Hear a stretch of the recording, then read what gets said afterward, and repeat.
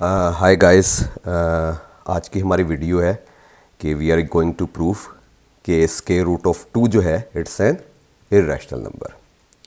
Okay, square root of 2 is an irrational number. ठीक है, first of all एक brief सा ओवरव्यू लेते हैं कि इर्रेशनल नंबर्स होते क्या हैं. ओके, इर्रेशनल नंबर्स जैसा कि आपको नाम से पता लग रहा है, दे आर नॉट रैशनल. ठीक है, या नो रेशो मीन्स आप इर्रेशनल नंबर्स को P ओवर Q की फॉर्म में नहीं लिख सकते. ठीक है, जहां पे where P and Q belongs to integers and Q isn't equal to 0. ठीक है, मीन्स ये कि जो भी इर्रेशनल नंबर आपके पास होगा उसको आप रेशो या फ्रैक्शन की फॉर्म में नहीं लिख सकते. और जो P एंड Q हैं वो आपने पिक करने हैं इंटीजर्स की सीरीज में से. फॉर एग्जाम्पल, आपके पास नंबर है पाई. पाई की नॉर्मली आप वैल्यू यूज़ करते हैं 3.14159 एंड सो ऑन. नॉर्मली आप इसकी अप्रॉक्सीमेशन करते हैं 22/7. लेकिन जब आप 22/7 को सॉल्व करते हैं, 22 को 7 से डिवाइड करते हैं, तो आपके पास एग्जैक्ट ये नंबर नहीं आता. ठीक है, इसके क्लोज आता है. एग्जैक्ट ये नंबर आपको अचीव नहीं होता. मीन्स कि कोई भी ऐसे नंबर्स नहीं है इंटीजर्स की सीरीज में जिनको आप रेशो की फॉर्म में लिखें तो आपके पास एग्जैक्ट ये नंबर आ जाए. ठीक है, दैट्स वाई हम पाई को कहते हैं कि ये इर्रेशनल नंबर है.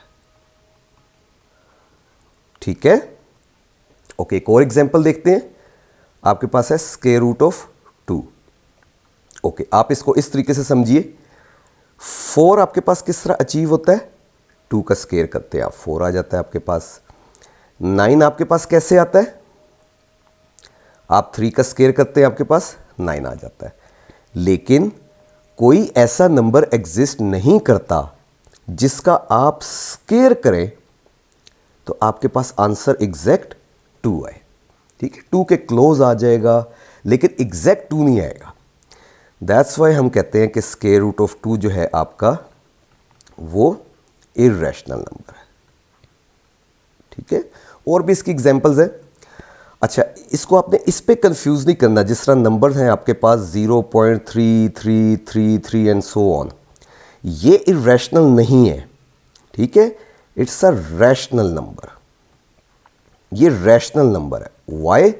बिकॉज आप इसको लिख सकते हैं in the form of P/Q यानी 1/3.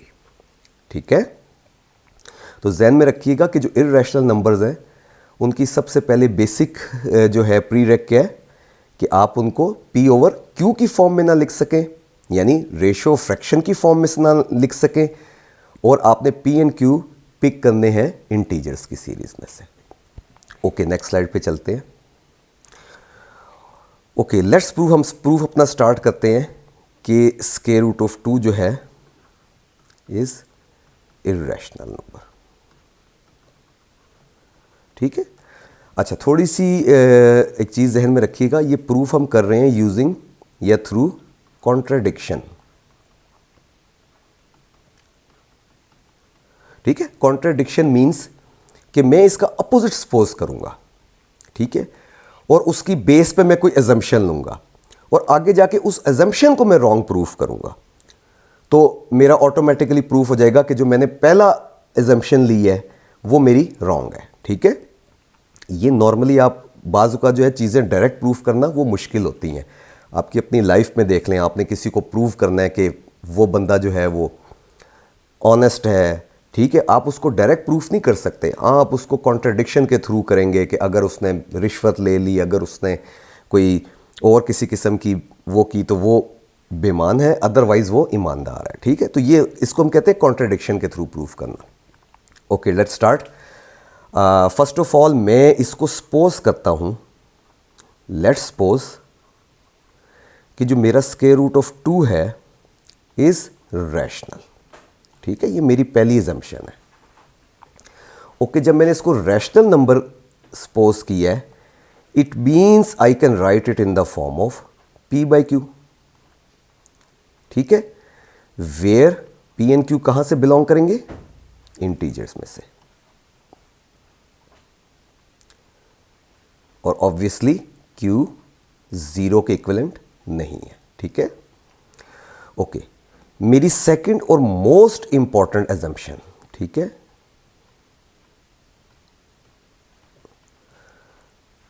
आपने थ्रू आउट प्रूफ इस एजम्पशन को जहन में रखना है, क्योंकि यही आगे जाके रॉन्ग प्रूफ होगी मेरी। सेकंड एजम्पशन मेरी क्या है कि P and Q are in lowest form. ये अपनी लोएस्ट फॉर्म में है और इररिड्यूसिबल फॉर्म में है। मींस P एंड Q के कोई भी फैक्टर्स कॉमन नहीं है, क्योंकि अगर इनके कोई फैक्टर्स कॉमन हुए तो ये इररिड्यूसिबल फॉर्म या लोएस्ट फॉर्म में नहीं रहते। जिस तरह आप देख लें यहाँ पे 6/9 कर लें आप। ठीक है, 6/9 आप देखें, इसको आप रिड्यूस करें, ये 3 × 2 हो जाएगा और ये 3 × 3 हो जाएगा। ये इसके कॉमन फैक्टर हैं, तो इसकी जो सबसे ज़्यादा रिड्यूसेबल फॉर्म है वो 2/3 आ जाएगी। लेकिन मैंने इसमें सपोज किया कि P and Q are in the lowest form. अच्छा, इनको हम को प्राइम नंबर भी कहते हैं कि ये आपस में को प्राइम है। को प्राइम का मतलब ये होता है कि कोई से जो दो नंबर आप पेयर ऑफ नंबर्स ले लें, उनका कोई भी फैक्टर कॉमन ना हो। ठीक है, कोई फैक्टर कॉमन ना हो। फॉर एग्जाम्पल, आपके पास नंबर है 8 एंड 15। 8 के फैक्टर्स क्या बनेंगे? 2 एंड 4। ऑब्वियसली 1 तो हर एक होता है, लेकिन 1 को हम काउंट नहीं करते। 15 के क्या बनेंगे? 5 एंड 3। ऑब्वियसली 1 होगा और इट सेल्फ होगा, लेकिन हमने इन दो के अलावा देखने होते हैं। आप देखिए कि कोई फैक्टर कॉमन नहीं है। ठीक है, अगर मैं 8 एंड 15 को 8/15 की फॉर्म में लिख दूं तो ये इसकी सबसे ज़्यादा रिड्यूसिबल फॉर्म है। क्यों? इनको आप फर्दर रिड्यूस नहीं कर सकते, चूंकि इन दोनों का कोई फैक्टर कॉमन नहीं है, तो आपस में कुछ कैंसिल नहीं होगा। ठीक है, तो ये एजम्पशन आपने थ्रू आउट प्रूफ याद रखनी है कि P and Q are in the lowest form. Okay, square root of 2 equal to P/Q। Let's square both side. हम बोथ साइड पे स्क्वायर कर लेते हैं।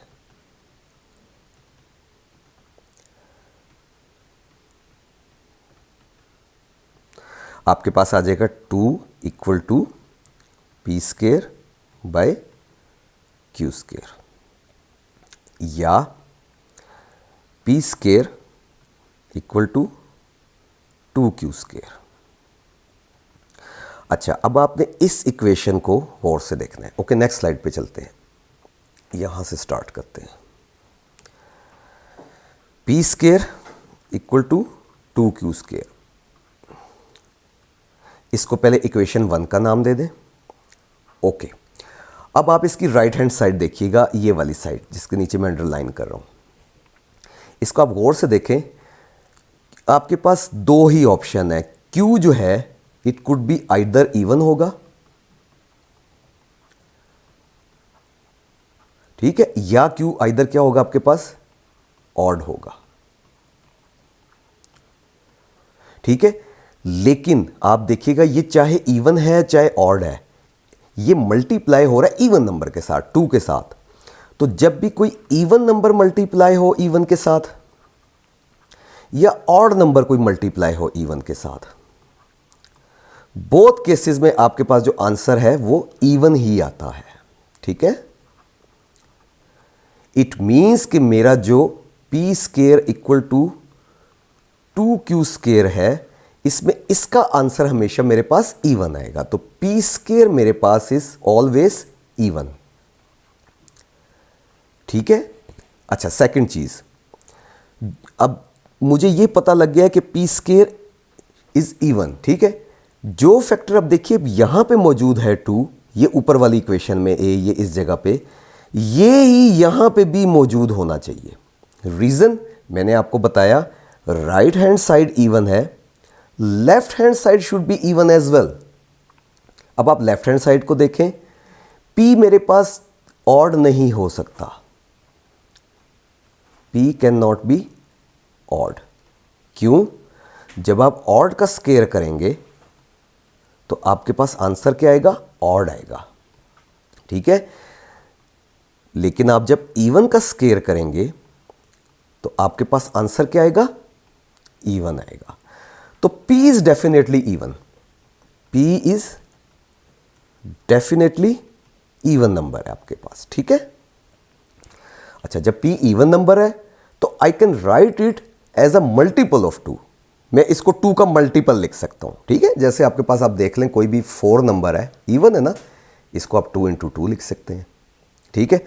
इसी तरह आपके पास कोई 6 है तो आप इसको 2 × 3 लिख सकते हैं। मतलब you can write even number as a multiple of 2, ठीक है। लेकिन आपने एक और चीज़ यहाँ पे अच्छे तरीके से नोट करनी है, it's not actually P in the equation. आपकी इक्वेशन में P नहीं है, इट्स अ P स्क्वायर, ठीक है। अब आपने इसको गौर से देखना है। याद रखिएगा, जब भी कोई स्क्वायर की वैल्यूज होती है, ठीक है, उसको जब मैं डिकम्पोज करता हूं in the form of prime number, तो मेरे पास हमेशा प्राइम नंबर के इवन एक्सपोनेंट आते हैं। ये बात आपको मैं इससे समझाता हूं। आप कोई स्क्वायर नंबर ले लें, 144, ये स्क्वायर नंबर है। ये किसका स्क्वायर है? आप देखें, ये 12 का स्क्वायर है, ठीक है। अब आप इसको डिकम्पोज करें प्राइम नंबर्स में, ये आपके पास आ जाएगा 2 6 12, ठीक है। फर्दर डिकम्पोज करें, 2 × 3 × 2 स्क्वायर, ठीक है। ये आपके पास 2 का स्क्वायर बन जाएगा × 3 का होल स्क्वायर, यानी कि 2 4 × 3 स्क्वायर। तो इंपॉर्टेंट चीज़ ये है कि जब भी आप किसी स्क्वायर नंबर को, स्क्वायर नंबर ज़हन में रखिएगा, ठीक है, उसको डिकम्पोज करते हैं या फैक्टर्स बनाते हैं in the form of prime number, तो आपके पास जो एक्सपोनेंट्स होंगे, ये जिनको मैं राउंड कर रहा हूँ, ये exponents, they are always even. ये हमेशा आपके पास इवन आएंगे, they can not be odd. वैसे ऑड हो सकते हैं, मसलन कोई नंबर स्क्वायर नहीं है आपके पास, जैसे 30 ले लें आप, इसके आप बनाएं, ठीक है, तो 10 × 3 हो जाएगा आपके पास, ठीक है। 5 × 2 × 3 हो जाएगा, ठीक है। आप देखें, सबके ऑड एक्सपोनेंट्स हैं, ज़रूरी नहीं है सबके ऑड हो, लेकिन जहन में रखिएगा, स्क्वायर के अलावा कोई भी नंबर हुआ आपके पास, उसको आपने प्राइम नंबर में डिकम्पोज किया, तो आपके पास एटलीस्ट एक प्राइम नंबर ऐसा आएगा जिसका ऑड एक्सपोनेंट होगा। लेकिन जब किसी स्क्वायर नंबर को आप डिकम्पोज करेंगे in the form of prime number, हमेशा आपके पास इवन एक्सपोनेंट आएंगे। इट मीन्स ये जो P स्क्वायर है, इसके अंदर जो फैक्टर 2 मैंने आपको बताया होगा, वो 4 की फॉर्म में होगा, ठीक है। वो 2 की फॉर्म में, सिंगल फॉर्म में नहीं होगा, क्योंकि इट्स अ P स्क्वायर, ठीक है।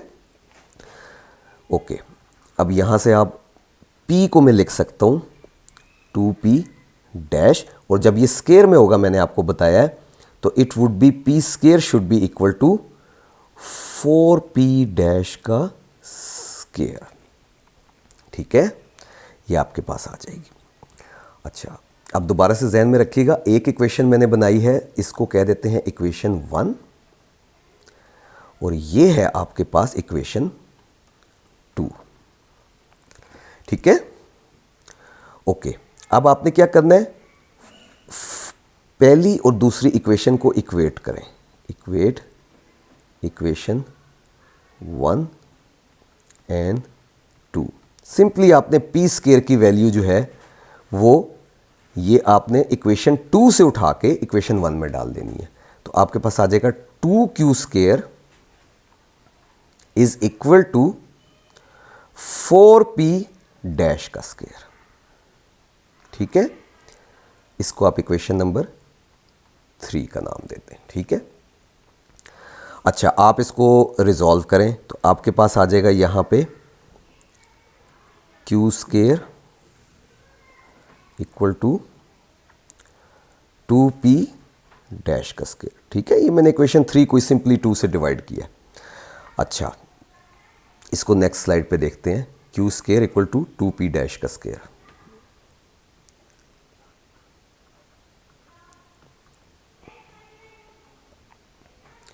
लास्ट टाइम मैंने आपको एक्सप्लेन किया था राइट हैंड साइड, आप इस बार फिर देखिएगा राइट हैंड साइड बिल्कुल उसी तरह जिस तरह हमने लास्ट टाइम एक्सप्लेन किया है। क्यू स्केयर फिर आपके पास क्या आ रहा है, इवन, क्योंकि मल्टीप्लाई हो रहा है इवन नंबर से 2 से। सेम उसी तरह 2 इसका फैक्टर होना चाहिए, सेम उसी तरह ये स्केयर में अपीयर हो रहा है, तो आपके पास की Q square should be equal to 4q dash का स्केयर, ये आपके पास होना चाहिए। ठीक है, अच्छा, जब आपके पास ये आ गया तो लास्ट स्लाइड देखिएगा। आपने इसके अंदर पुट कर देना है ये जो आपके पास ये इक्वेशन है, इक्वेशन नंबर 3।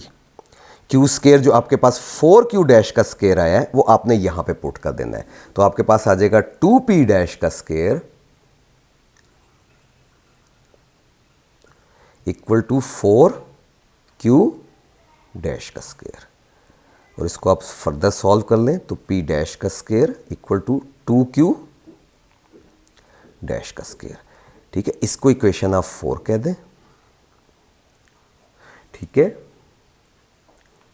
और इसको आप इक्वेशन 3 का नाम दे दें। ठीक है, अच्छा, मैं साइड पे ना तमाम इक्वेशंस लिख लेता हूं ताकि उसके बाद इक्वेट करना मेरे लिए आसान हो। पहली इक्वेशन थी मेरी p square equal to 2q square. ठीक है,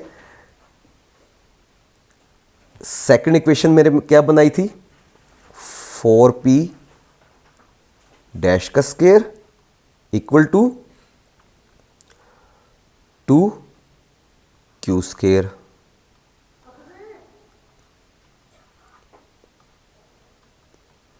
ठीक है, थर्ड इक्वेशन क्या बनाई है मैंने, q square equal to 2p dash का स्केयर। फोर्थ इक्वेशन क्या बनाई है, p स्केयर 2q डैश का स्केयर। अब आपने सबसे पहले इक्वेशन नंबर 1 और 2 को इक्वेट करना है। ये सिंपल, आपने ये देखें, ये वैल्यू आपने पुट कर देनी है। ये आपके पास आ जाएगा simply p square equal to 4p dash का स्केयर। ठीक है, फिर आपने इन दो इक्वेशन को इक्वेट करना है। ठीक है,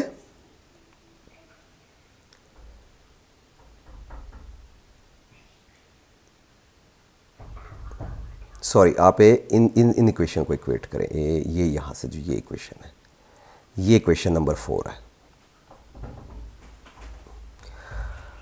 आपके पास यहां पे आ जाएगा, ये देखिए q स्केयर है 2p डैश का स्केयर, ये 2p डैश का स्केयर, ये 2p डैश स्केयर की जगह आपने ये पुट करना है, ये 4q डैश का स्केयर। तो आपके पास आ जाएगा q स्केयर 4q डैश का स्केयर। ठीक है, आप इसको पहली इक्वेशन को लिख लें p equal to 2p dash, जब आप इसका स्केयर रूट ले लेंगे, और इसको ले लेंगे q equal to 2q dash. अब दोबारा से जब आप नंबर लिखेंगे p बाई q, तो आप देखिए आपके पास क्या बनेगा, 2p dash over 2q dash. ठीक है, सिंपली आप देखें मेरी जो सेकंड एजम्पशन है रॉन्ग प्रूफ हो गई है। सेकंड एजम्पशन में मैंने एज्यूम किया था कि p and q are in the lowest form और कोई फैक्टर कॉमन नहीं है, लेकिन यहां पे आप देखें आपके पास ये दोनों के दरमियान फैक्टर क्या है, कॉमन 2, तो मेरी एजम्पशन रॉन्ग हो गई। दैट्स वाई हम कहेंगे कि जो हमारी ओरिजिनल एजम्पशन थी कि स्क्वायर रूट ऑफ 2 जो है वो रैशनल नंबर है, वो रॉन्ग है। तो वी से कि square root of 2 is an irrational number. ठीक है, okay, thank you, take care, bye.